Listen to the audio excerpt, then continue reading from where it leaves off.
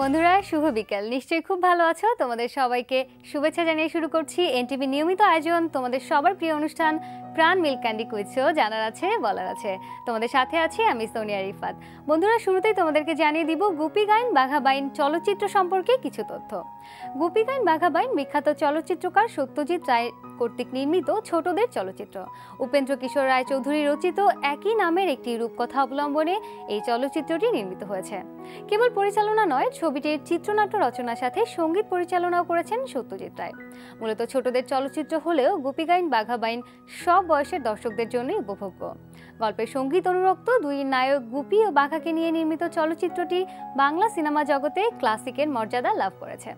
বন্ধুরা আজকে আমাদের সাথে আছে আফসানা উম্মে কুলসুম ইতি। এইচএসসি পরীক্ষাতে জিপিএ 5 পেয়েছে। চলো কথা বলি তার সাথে। ইতি, তোমাকে স্বাগত জানাচ্ছি প্রাণ মিল্ক ক্যান্ডি কুইজ শো জানার আছে বলার আছেতে। কেমন আছো? আপু ভালো আছি, আপনি কেমন আছেন? আমি অনেক ভালো আছি। আজকে তোমার সাথে অনেক গল্প করব এবং তোমার বিষয়ে অনেক কিছু জানবো, পরীক্ষার পুরো প্রিপারেশনটা সম্পর্কে জানবো। তবে তার আগে জানতে চাই যে আজকে এনটিভির এই আয়োজনটাতে এসে কেমন লাগছে? খুবই ভালো লাগছে, খুবই ভালো লাগছে আর কি। আমি আশা করিনি যে এখানে আসবো। আচ্ছা, সব বন্ধুদেরকে কি বলে এসেছো? জি, সবাইকে বলে এসেছি। আচ্ছা ঠিক আছে, টিচার্সদেরকেও বলে এসেছি। আচ্ছা ঠিক আছে। তো শুরুতেই জানতে চাই যে এত ভালো ফলাফল করলে অনুভূতিটা কি? খুবই ভালো, মানে ভাষায় প্রকাশ করার মতো না। যখন এক্সাম দিচ্ছিলাম তখন খুব টেনশনে ছিলাম যে আসলে কি হবে। আর আমার কাছে কি একটু কোশ্চেনগুলো একটু কঠিনই মনে হচ্ছিল। পরীক্ষার সময় নার্ভাস ছিলাম অনেক বেশি। তারপর যখন শুনলাম যে 11 তারিখে রেজাল্ট দিবে তখন তো টেনশন আরও বেড়ে গেল। রাতে ঘুমাতেই পারি না। তারপর যখন সকালে রেজাল্টটা পেলাম আমি খুশিতে পুরো কান্নাই করে দিয়েছিলাম। আচ্ছা আচ্ছা। তারপর বাবা বাসা ছিল না, বাবাকে ফোন করে তারপর জানালাম, রিলেটিভসদেরকে জানালাম। আচ্ছা আচ্ছা, বাবা মা নিশ্চয়ই অনেক খুশি হয়েছে, তাদের অনুভূতিটা একটু বলো। আমার বাবাকে যখন জানিয়েছি, বাবা তো আলহামদুলিল্লাহ আর কি বলে, সবাই নিশ্চয়ই অনেক খুশি হয়েছে। হ্যাঁ, সবাই অনেক খুশি হয়েছে। আচ্ছা, তো তুমি বলছিলে যে যখন জানলে 11 তারিখের রেজাল্ট হবে নিশ্চয়ই অনেক টেনশনে ছিল এবং বাবা মাও তো তোমার সাথে সাথে অনেক টেনশনে ছিল। সেই সময়গুলো কিভাবে পার করেছো? কিভাবে আর কি, দিন কাটছিল না যে কখন রেজাল্ট দিবে, তারপর টেনশনেও ছিলাম। তো এই তো। আচ্ছা ঠিক আছে। তো তোমার মানে ফ্রেন্ডসদের প্রতিক্রিয়া কি? যেমন সবাই অনেক ভালো রেজাল্ট করে, সবাই একসাথে অনেক মজা করে। তো তুমি একটা গল্প আমাকে বলছিলে আর কি অফেয়ারে, যে আমার একজন ফ্রেন্ড একটু মানে ভালো করতে পারেনি, কান্না করে দিয়েছিলে।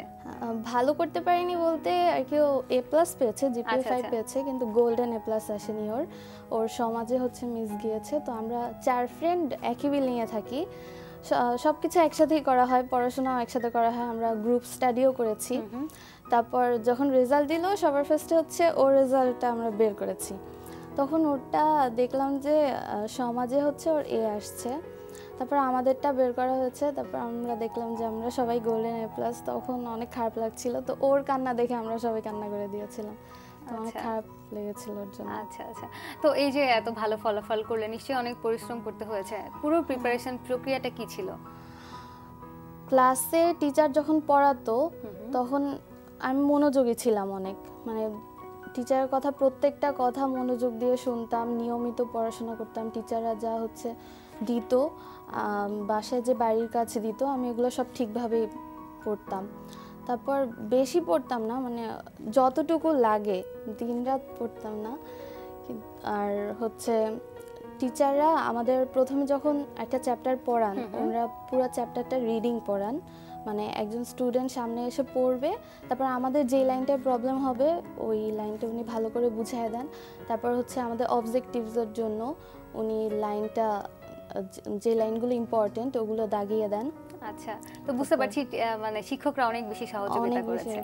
বাবা মার সহযোগিতাটা কেমন ছিল? বাবা মা, আমার আম্মু আমাকে নিয়ে অনেক কষ্ট করেছে, অনেক বেশি।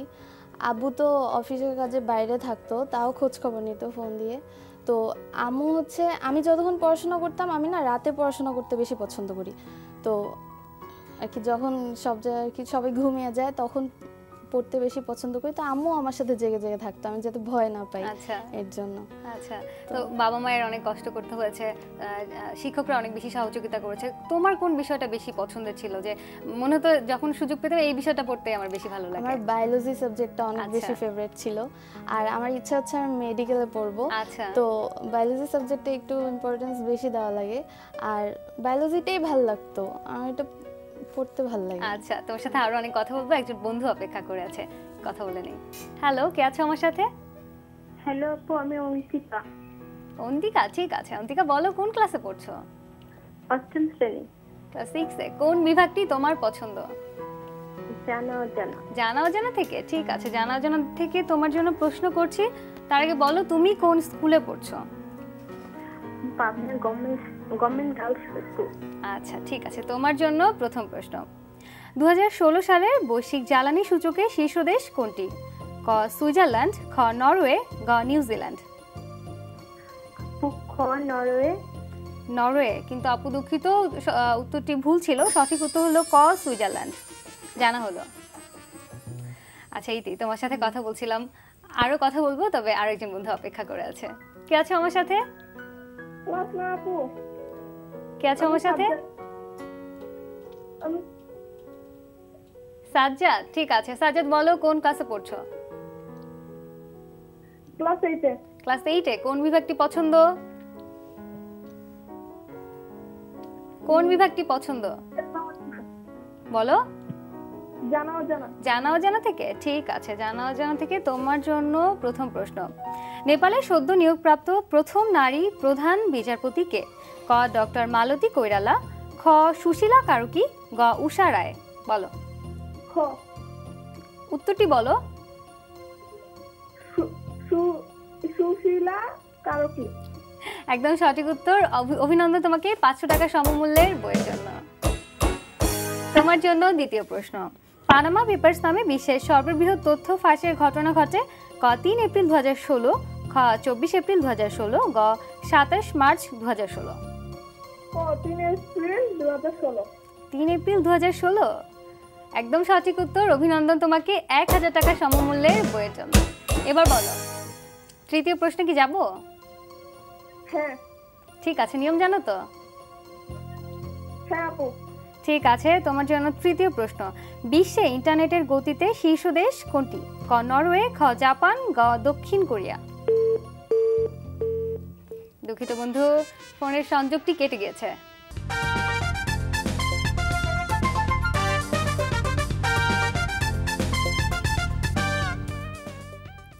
বন্ধুরা আরো একবার স্বাগত। তোমরা দেখছো প্রাণ মিল্ক ক্যান্ডি কুইজ, জানার আছে বলার আছে। আজকে আমাদের সাথে আছে আফসানা উম্মে কুলসুম ইতি। ইতি, তোমার সাথে অনেক কথা হচ্ছিল এবং তোমার রেজাল্ট, ফলাফল সবকিছু নিয়ে অনেক কথা হলো, প্রিপারেশন নিয়ে কথা হলো। একটু জানতে চাই যে পড়াশোনার পাশাপাশি সাংস্কৃতিক অনুষ্ঠানগুলোতেও নিশ্চয়ই অংশগ্রহণ করা হয়, তো কোন বিষয়টা তুমি বেশি পছন্দ করো? আমি ড্রয়িং করতে খুবই পছন্দ করি, আর অবসরে আমি হচ্ছে ড্রয়িং করি, আমার ড্রয়িং করতে খুব ভালো লাগে। আর মাঝে মাঝে যখন বই পড়তে পড়তে একটু বোরিং হয়ে যায় তখন গান শুনি, কবিতা শুনি, এই তো। তারপর গল্পের বই পড়ি, গল্পের বই পড়তে আমার অনেক ভালো লাগে আর কি, গল্পের বইটা বেশি পড়া হয়। আচ্ছা, গল্পের বই পড়া হয়, গান শোনা হয়, গান কি গাওয়া হয়? অল্প। আচ্ছা, মানে কখনো কি প্র্যাকটিস করো বাসাতে নাকি শেখা হয়েছে? শেখা হয়নি, এমনি শুনে শুনে প্র্যাকটিস করা হয়। ঠিক আছে, তাহলে আমরা কি একটা গান শুনতে পারি ছোট করে? ঠিক আছে। মায়া বনো বিহারিণী হরিণী গহন স্বপন সঞ্চারিণী, কেন তারে ধরিবারে করি পণ অকারণ, মায়া বনো বিহারিণী। থাক থাক নিজ মনে দূরেতে, আমি শুধু বাঁশরীর সুরেতে। থাক থাক নিজ মনে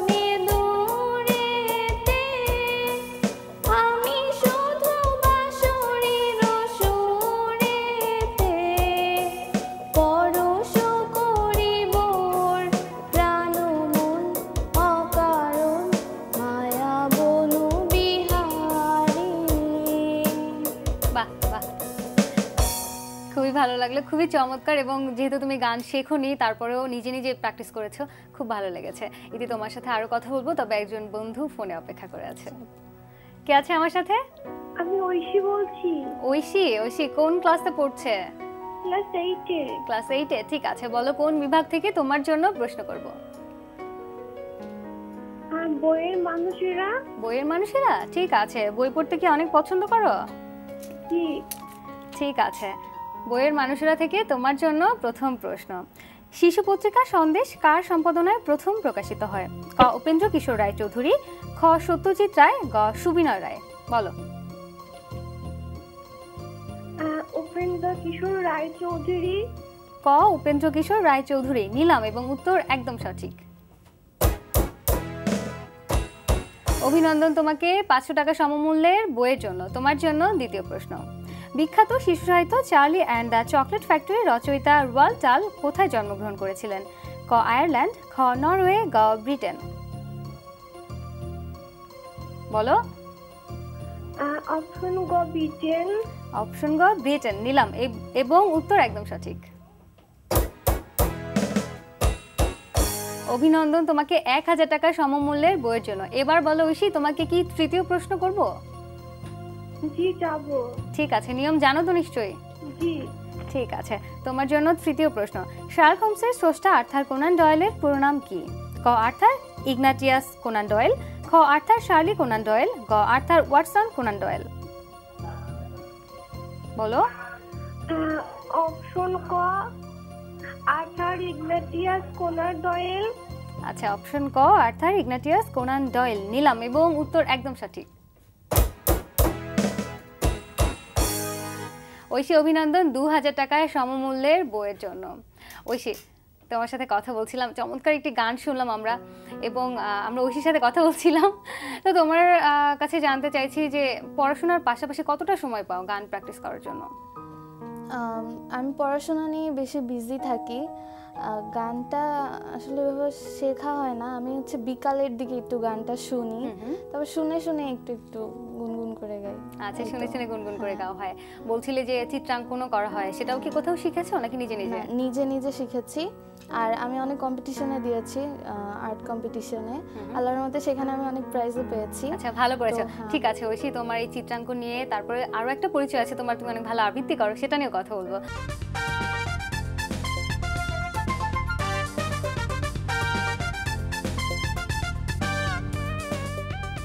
বন্ধুরা, আরো একবার স্বাগত। তোমরা দেখছো প্রাণ মিল্ক ক্যান্ডি কুইজো, জানার আছে বলার আছে। সময় হয়ে গেল ছবির গ্যালারি খেলার। দেখা যাক কে আছে আমার সাথে। হ্যালো। হ্যালো আপু, আমি সোনালি। সোনালি, ঠিক আছে। সোনালি, বলো কোন ক্লাসে পড়ছো? ক্লাস 6। ক্লাস 6-এ, ঠিক আছে। ছবির গ্যালারি থেকে তোমার জন্য প্রশ্ন করছি, ভালো করে ছবিটি দেখো এবং আমার প্রশ্নের উত্তর দাও। তোমার জন্য প্রথম প্রশ্ন। ইনি এবারের ইংলিশ প্রিমিয়ার লিগে এখনো পর্যন্ত সর্বোচ্চ গোল করেন, তার নাম বলো। ক হ্যারি কেন, খ সার্জিও আগুয়েরা, গ রিয়াদ মাহরেজ। বলো। আপু রিয়াদ মাহরেজ। রিয়াদ মাহরেজ, কিন্তু দুঃখিত আপু, উত্তরটি ভুল। সঠিক উত্তর ছিল ক হ্যারি কেন। জানা হলো। তোমার সাথে কথা বলছিলাম। ইতি, বলো যে অনেক পড়াশোনা করেছো, পাশাপাশি বলছিলে যে গান করো, আবৃত্তি করো। তো আবৃত্তির বিষয়টা শুনবো, যে আবৃত্তি চর্চা করা হয়, শিখেছো নাকি নিজে নিজেই করা? নিজে নিজেই করা। আমাদের স্কুলে যখন সাংস্কৃতিক অনুষ্ঠান হয়, তখন যখন ইন্টার যে সাংস্কৃতিক অনুষ্ঠানগুলো হয় মানে স্কুলের ভেতরে, তখন আমরা যখন এক ব্রাঞ্চ থেকে আরেক ব্রাঞ্চে যাই। স্কুলের নামটা বলো। ভিকানোসন স্কুল। তো আমাদের তো 4টা ভবন স্কুলের। তো আমি বসুন্ধরা ব্রাঞ্চে পড়ি।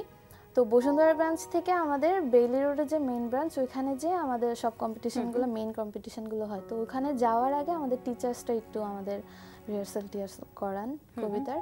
তো ওইখানেই, এছাড়া প্রাতিষ্ঠানিক কোনো শিক্ষা নেওয়া হয় না কবিতার জন্য। ঠিক আছে, তো আমরা এখন একটা আবৃত্তি শুনতে পারি। হ্যাঁ আপু। অন্ধবধূ যতীন্দ্রমোহন বাগচি।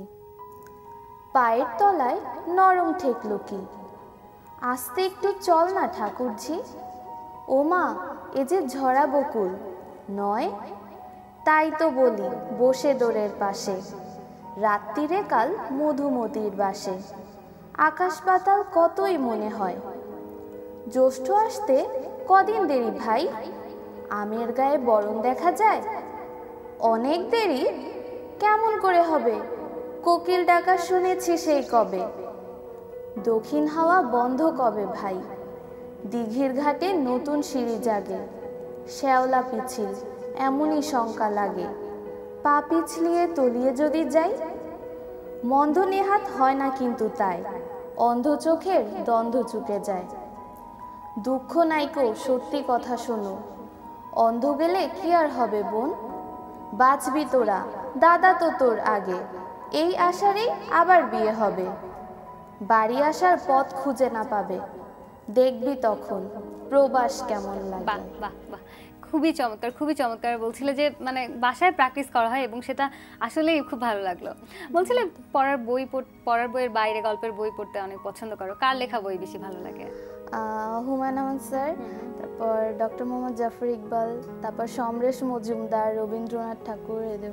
আচ্ছা, কোন ধরনের বই পড়তে বেশি পছন্দ করো? Science fiction. আচ্ছা, ওকে। তো বলছিলে পড়াশোনার কথা হচ্ছিল, আগামীতে যারা এসএসসি পরীক্ষা দিবে, তুমি তো অনেক পরিশ্রম করেছো, কতটুকু সময় তুমি আসলে পড়াশোনা করেছো যদি একটু বলতে সবার জন্য, যারা যারা আগামীতে পরীক্ষা দিচ্ছে? আমি নরমালি 8 থেকে 9 ঘন্টা পড়াশোনা করেছি। আচ্ছা, এটাই যথেষ্ট। আচ্ছা, প্রতিদিন? আচ্ছা, এটা কত মাস আগে থেকে শুরু করেছিলে? আমি ক্লাস 9-এ ওভাবে পড়াশোনা করিনি, কিন্তু ক্লাস 10-এ একটু সিরিয়াস হয়েছিলাম, তখনই আর কি প্রতিদিনই 8 ঘন্টা পড়া হতো। আর হচ্ছে আমি বাইরে কোথাও কোচিং করিনি, আমার বাসায় একজন টিচার ছিলেন, ওনার কাছে পড়েছি, আর স্কুলে একটু ম্যাথ করেছিলাম, এই তো। আচ্ছা, তো বাসায় পড়াশোনা করেছো, এই যে বলছিলে ক্লাস 9 ওভাবে পড়াশোনা করনি, তো কতদিন আগে থেকে আর কোন কোন বিষয়ে কতটুকু সময় দেওয়া উচিত বলে তোমার মনে হয়? সায়েন্সের সাবজেক্টগুলোতে আমি একটু বেশি টাইম দিয়েছি। আমার কেমিস্ট্রিকে খুব ভয় লাগতো। আচ্ছা, কেমিস্ট্রিকে আমি খুবই ভয় পাই। তো আমি পরীক্ষার আগে 2 মাস আগে আমি কেমিস্ট্রি বই নিয়েছিলাম, কেমিস্ট্রি আর সমাজটা আমি অনেক ভয় পাই, তো এই দুইটার বেশি টাইম দেওয়া হয়েছে। আচ্ছা, কেমিস্ট্রি বেশি সময় দিতে হয়েছে। তোমাদের পরীক্ষা পদ্ধতিটা সৃজনশীল, এই সৃজনশীল পড়াশোনাটা কেমন লাগে আসলে? সৃজনশীল প্রথম যখন সৃজনশীল চালু হলো তখন আমি আসলে বিষয়টা বুঝি না যে সৃজনশীল কেমন হবে। ফার্স্টে খুব ভয় পেয়েছিলাম, তারপর টিচাররা বোঝালেন যে কিছুই না, শুধু তুমি আর কি মুখস্থ যেটা করো তুমি সেটা না করে হচ্ছে তোমার নিজের ভাষায় লিখবে। তুমি যেটা বুঝেছো শুধু মুখস্থ করলেই তো হবে না, যেটা বুঝেছো সেইটাই লিখবা। তো আস্তে আস্তে হচ্ছে এইটাই আমার কাছে বেশি ভালো লাগছে যে মুখস্থ বিদ্যার থেকে সৃজনশীলতাটাই একটু বেশি ভালো। আচ্ছা, তো এসএসসি শেষ করলে এখন কোথায় ভর্তি হব, কিছু কি ঠিক করেছো? এখনো ঠিক করা হয়নি আসলে। ফ্যামিলি যেটা বলবে যে আমার সব কিছু বিবেচনা করতে হবে যে আমি আসলে কার কাছে পড়বো। ইন্টারে তো একটু পড়াশোনা একটু বেশি সিরিয়াস, তো টিউটর কোথায় কি পাবো, তো তারপর হচ্ছে ট্রান্সপোর্টের একটা কথা আছে। আমি তো বসুন্ধরায় থাকি, বেইলি রোড আমার জন্য দূর হয়ে যায়, তারপরও মানে সবকিছু চিন্তা করে ডিসিশন নেবে সেইটাই পরিবার থেকে আসলে যেভাবে সিদ্ধান্তটা নেয়। তো ইতি, তোমার বলছিলে যে ভবিষ্যতে ডাক্তার হওয়ার ইচ্ছা আছে, তো সেই তুমি যেন তোমার মানে একদম স্বপ্নে লক্ষ্যে পৌঁছাতে পারো, সেই জন্য অনেক শুভকামনা থাকলো। দোয়া করবেন, সবাই আমার জন্য দোয়া করবেন। আচ্ছা, ইতি, তোমার জন্য শুভকামনা থাকলো এবং আজকের মতো অনুষ্ঠান এখানে শেষ করতে হচ্ছে। তুমি অনেক ভালো থাকবে। বন্ধুরা, তোমরা দেখছিলে প্রাণ মিল্ক ক্যান্ডি কুইজ শো, জানার আছে বলার আছে। যাওয়ার আগে একটি বিশেষ ঘোষণা। প্রিয় দর্শক শ্রোতা, বিশ্বের যে কোনো প্রান্ত থেকে যে কোনো সময় এনটিভিতে সম্প্রচারিত সংবাদ ও অন্যান্য সকল অনুষ্ঠান উপভোগ করতে ভিজিট করুন আমাদের পূর্ণাঙ্গ ওয়েব পোর্টাল www.ntvbd.com-এ। আজকের মতো এখানেই বিদায় নিচ্ছি। সবাই অনেক ভালো থাকবে, সুস্থ থাকবে। আল্লাহ হাফেজ।